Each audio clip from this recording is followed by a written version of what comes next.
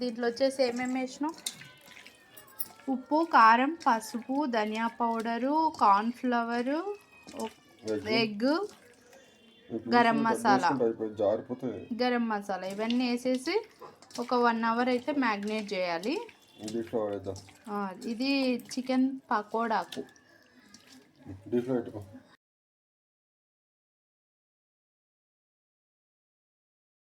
So మా వారు చేసిన చికెన్ పకోడా టేస్ట్ అయితే నెక్స్ట్ లెవెల్.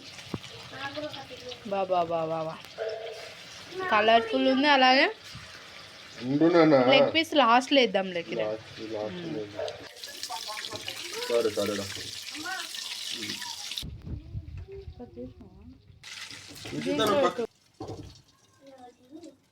చూడు సరిపోతాయి కదా.